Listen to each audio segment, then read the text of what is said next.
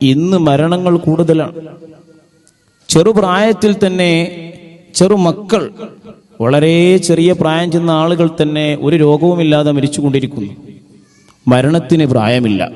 പണ്ടൊരാളോട് ഞാൻ പറഞ്ഞപ്പോൾ അയാൾ എന്നോട് മറുപടി പറഞ്ഞത്, ഉസ്താദ് അതിനിപ്പോൾ തന്നെ എന്തിനാ നന്നാവണത്, ഒരു 60 വയസ്സൊക്കെ ആകുമ്പോൾ നന്നായ പോരെ, ഇപ്പോൾ ഒരു 18 വയസ്സൊക്കെ അല്ലേ ആയിട്ടുള്ളൂ, 60 വയസ്സൊക്കെ ആവണതിന് തൊട്ട് മുമ്പ് നന്നായ പോരെ എന്ന് ആ ചെറുപ്പക്കാരൻ മനസ്സിലാക്കി.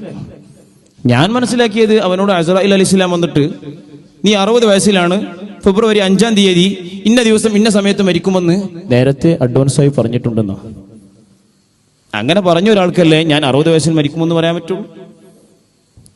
വമാ തദ്രീ നഫ്സുൻ ബിഅയ്യി അർദിൻ തമൂത്ത്, എവിടെയാണ് മരിക്കുക എന്ന് ഒരു നഫ്സിനും അറിയില്ല. വലാ തഅലമു നഫ്സുൻ മാദാ തക്സിബു ഗദ, നാളെ എന്ത് പ്രവർത്തിക്കുമെന്ന് ഒരു നഫ്സിനും അറിയാൻ സാധിക്കൂല. പിന്നെ എങ്ങനെ നാം ഉറപ്പിച്ചിരിക്കും? അപ്പൊ ഉള്ള ജീവിതം, നമ്മുടെ നിമിഷങ്ങൾ നന്മയിൽ ഉപയോഗപ്പെടുത്തണം.